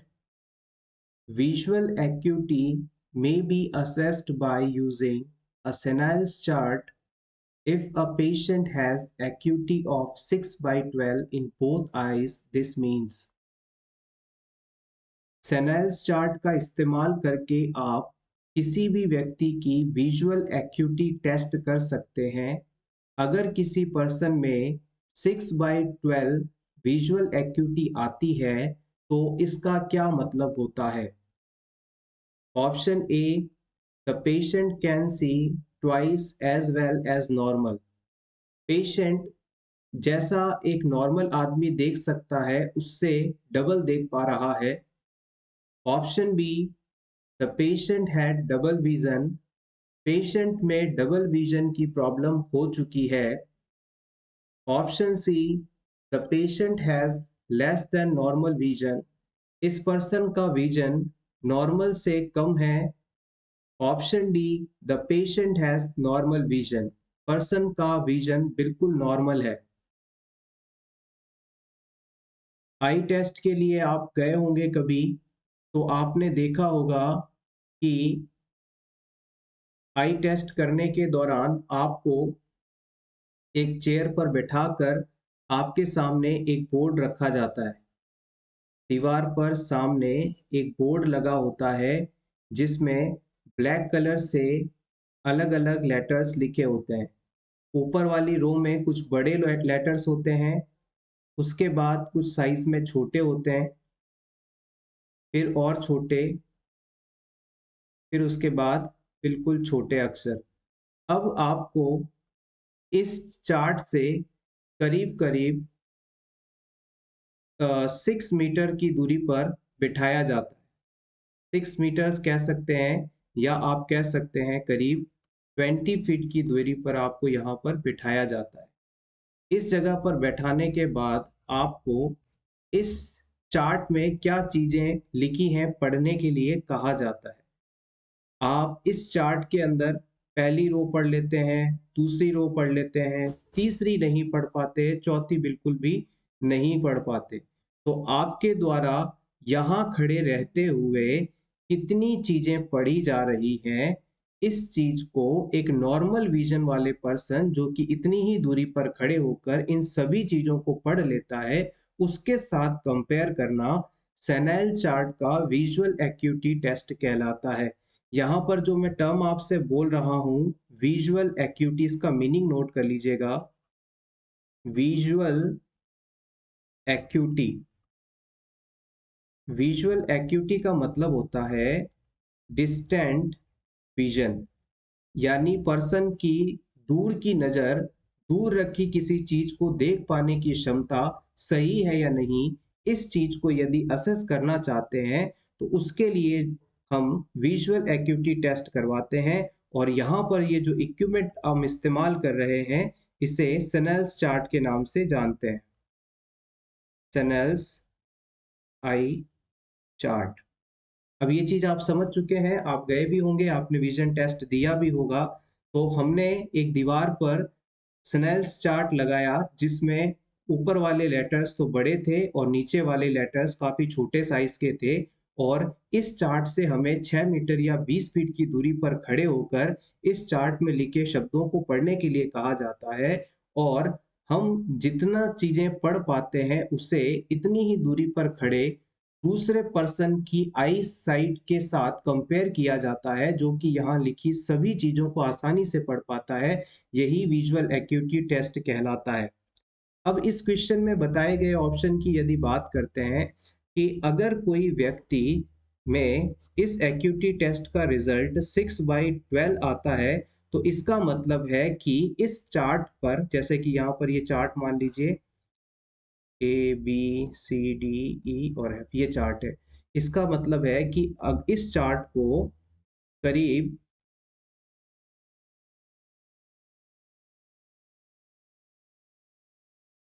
12 metre की दूरी पर खड़े होकर एक नॉर्मल पर्सन जितनी चीजें पढ़ सकता है उतना स्ट्रक्चर आपके द्वारा, यानी कि जो आपकी आईसाइट वीक है, आप 6 मीटर पर खड़े होकर पढ़ सकते हैं। ये चीज इसका मतलब होता है। एक बार फिर से समझिएगा, 6/12 विजन का होने का मतलब है कि इस चार्ट से एक नॉर्मल विजन वाला पर्सन 12 फीट की दूरी पर खड़ा होकर जितनी चीजें पढ़ सकता है, पढ़ पाता है, उतना ही आप, यानी आपकी आई साइड वीक है तो 6 मीटर की दूरी पर खड़े होकर पढ़ पा रहे हैं। तो ये इसका एग्जैक्ट मीनिंग होता है। और इसका मतलब है कि आपकी आंखों की जो रोशनी है वो नॉर्मल से थोड़ी कम है। तो यहाँ पर ऑप्शन सी सही माना जाएगा। The patient has less than normal vision, यानी एक नॉर्मल पर्सन 12 मीटर की दूरी पर खड़े होकर जितनी चीजें पढ़ पा रहा था उतना आप उस चार्ट के 6 फीट की दूरी पर जाकर पढ़ पा रहे हैं, यानी आपको 12 फीट से चार्ट दिखाई नहीं दे रहा है, तो इसे पढ़ने के लिए आपको और करीब जाना पड़ता है, यानी आपकी दूर की दृष्टि जो है सही नहीं है। ये चीज बता रही है। आप चाहें तो इसका स्क्रीनशॉट ले सकते हैं।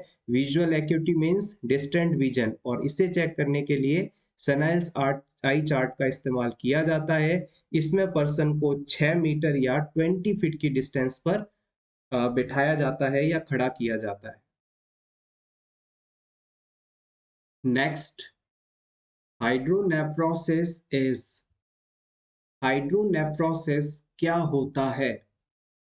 Options are dilation of intestine, option B dilation of stomach, option C dilation of gall bladder, option D dilation of kidney.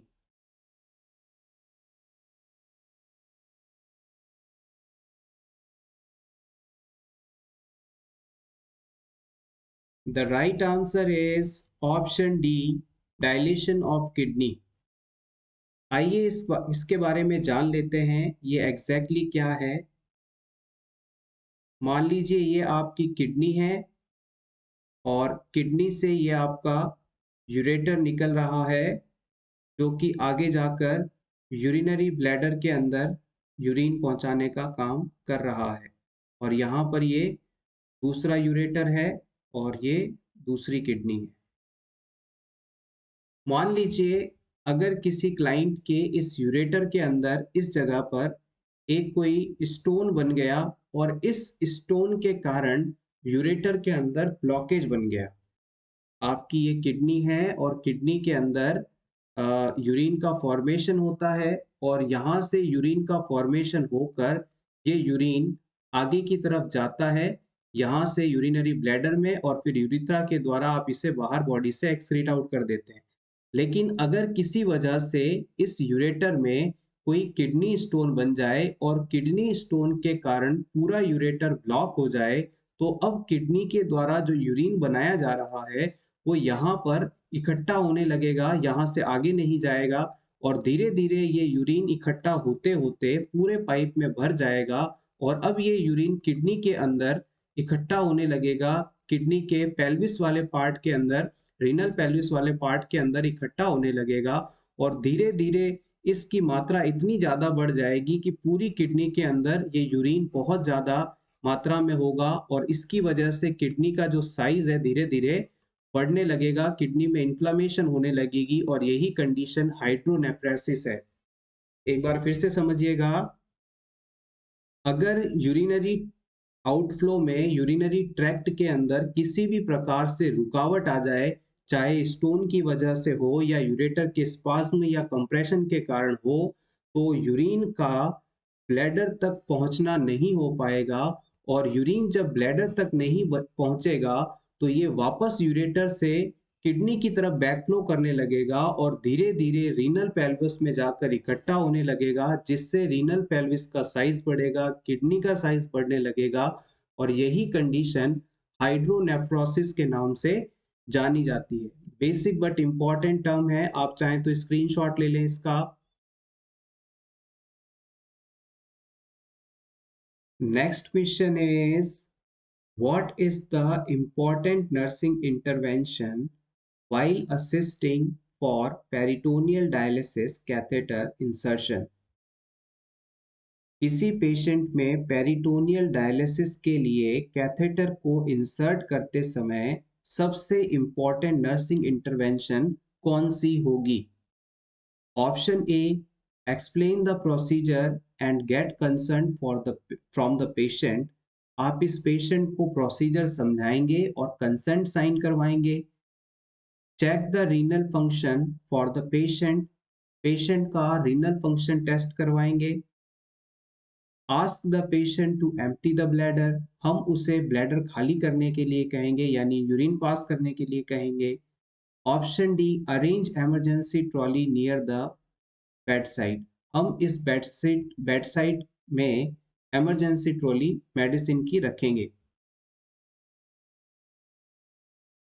Peritoneal dialysis process करते समय पेरिटोनियल कैविटी के अंदर कैथेटर इंसर्ट किया जाता है और इस पेरिटोनियल कैविटी के अंदर फ्लूइड डालकर कुछ समय के लिए छोड़ दिया जाता है और फिर इसे थोड़ी समय समय बाद ड्रेन आउट कर दिया जाता है, इस कैविटी से बाहर निकाल लिया जाता है, जिसमें हमारी बॉडी के अंदर मौजूद जितने भी मेटाबॉलिक वेस्ट हैं सब बॉडी से बाहर निकल जाते हैं। ये डायलिसिस करने का एक ऐसा तरीका है जिसे पर्सन अकेले ही कर सकता है, घर पर ही कर सकता है। इस प्रोसीजर को परफॉर्म करते समय जब पेरिटोनियल कैविटी के अंदर कैथेटर इंसर्ट किया जाता है तो पेशेंट को हम ब्लैडर खाली करने के लिए कहते हैं, क्योंकि अगर पेशेंट का यूरिनरी ब्लैडर फुल होगा तो निडिल कहीं यूरिनरी ब्लैडर में ना चली जाए, उसे पंचर ना कर दे। इस इंजरी से बचने के लिए इस प्रोसेस से पहले हम पेशेंट को ब्लैडर खाली करने के लिए कहते हैं, यानी यूरिन पास करने के लिए कहते हैं। ये पर्स ये प्रोसीजर इन्वेसिव प्रोसीजर है, यानी बॉडी में कुछ इक्विपमेंट डाला जा रहा है। इससे पहले कंसेंट लेना तो ज़रूरी है, लेकिन कंसेंट लेना और प्रोसीजर के बारे में बताना ये सभी डॉक्टर या फिजिशियन का काम है, नर्सेस का नहीं। और यहाँ पर आपसे नर्सिंग इंटरवेंशन के बारे में पूछा जा रहा था, तो ये आंसर आपका गलत है। यहाँ पर रीनल फंक्शन का असेसमेंट नहीं किया जाएगा जस्ट पहले, क्योंकि रीनल फंक्शन इम्पेयर्ड है, रीनल फंक्शन खराब हो चुके हैं, तभी तो हम ये टेस्ट करवा रहे हैं। इसके बाद इमरजेंसी मेडिसिन की आवश्यकता यहाँ पर नहीं है। Option D incorrect. Next question is an ABG analysis report shows pH 7.55, PCO2 35, HCO3 33.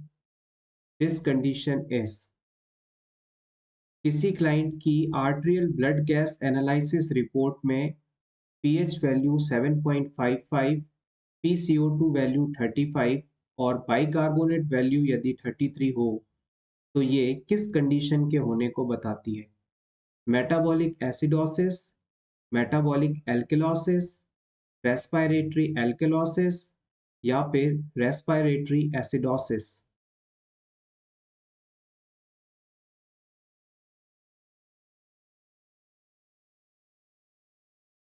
इस क्वेश्चन का आंसर देने के लिए आपको यहाँ पर नॉर्मल वैल्यूज सभी पता होनी चाहिए जो कि एबीजी रिपोर्ट के अंदर होती हैं।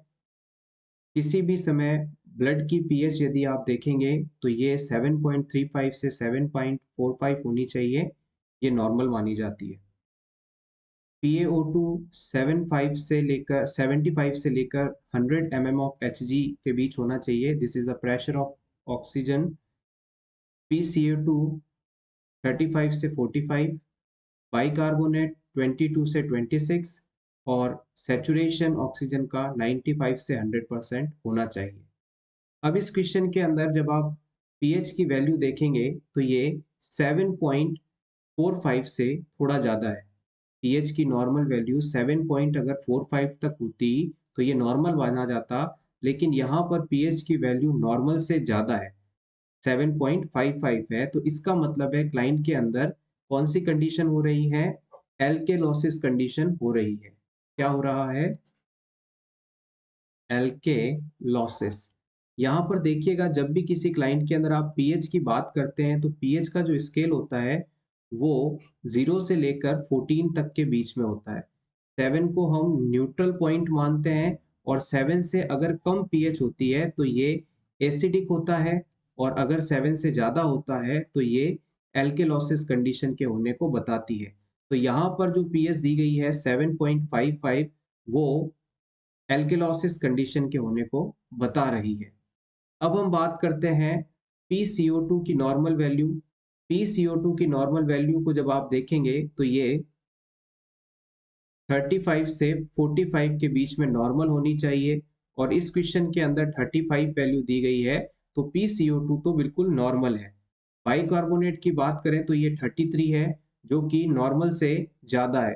बाइकार्बोनेट यानी H2CO3 माइनस 22 से 26 के बीच होना चाहिए, लेकिन ये कितना है? 33 है। तो इसका मतलब है कि बाइकार्बोनेट आयन भी यहाँ पर इंक्रीज हो रहे हैं, और अगर किसी कंडीशन में बाइकार्बोनेट आयन इंक्रीज होते हैं तो ये कंडीशन मेटाबॉलिक कंडीशन बनाती है। तो हम कह सकते हैं कि क्लाइंट के अंदर मेटाबॉलिक एल्केलोसिस कंडीशन हो रही है, जो कि ऑप्शन बी के अंदर बताया गया है। Metabolic alkalosis, metabolic alkalosis. Next question, in the human body rods and cones are related with। हमारे शरीर में जो रॉड्स और कोन सेल्स पाई जाती हैं वो किस फंक्शन से संबंधित हैं? Vision, heating, smell, touch.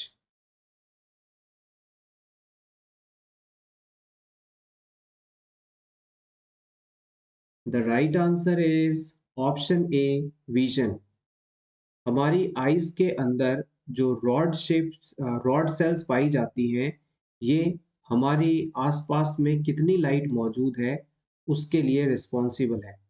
जबकि जो कोन सेल्स होती हैं ये कलर ऑफ ऑब्जेक्ट को आइडेंटिफाई करने में हेल्पफुल है, यानी कि कलर के परसेप्शन के लिए, शार्पनेस ऑफ ऑब्जेक्ट को पता करने के लिए कोन सेल्स होती हैं, जबकि विजिबिलिटी के लिए रॉड सेल्स काम करती हैं। Next question, while caring for a patient of bronchial asthma, you identify that the patient's respiratory condition has become critically worse when। एक अस्थमा का पेशेंट है, उसका आप असेसमेंट कर रहे हैं। असेसमेंट के दौरान इनमें से कौन सी फाइंडिंग के मिलने पर आप ये मानेंगे कि इस पर्सन की कंडीशन बहुत ही ज़्यादा वर्स होती जा रही है, खराब होती जा रही है, बुरी होती जा रही है? Option A, there is an increase in the intensity of wheezing। इस पेशेंट में wheezing साउंड बहुत तेज हो जाएगा। Option B, there is a decrease in breathing sound all over the chest.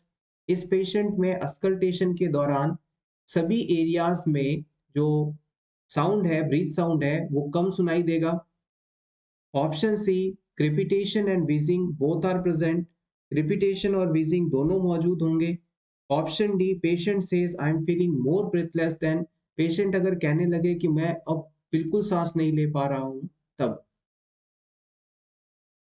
कौन सी फाइंडिंग ब्रोंकियल अस्थमा के बुरी स्थिति में जाने को बताती है, यानी पेशेंट अब बहुत ज्यादा क्रिटिकल हो चुका है?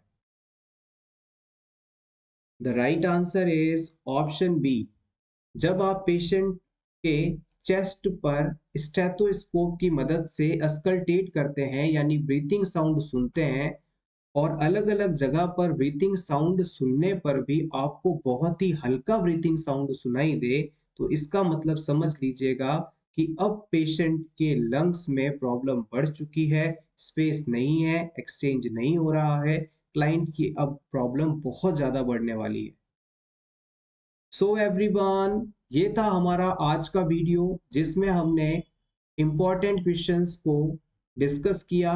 अगर आपको आज की ये क्लास, आज का ये कंटेंट अच्छा लगा हो तो प्लीज़ इसे लाइक कर दीजिएगा, और for nurses preparation YouTube channel पर अपलोड होने वाले इसी तरह के सभी वीडियोस पर नोटिफिकेशन पाने के लिए इस चैनल को जरूर सब्सक्राइब करें। Thank you so much everyone, best of luck.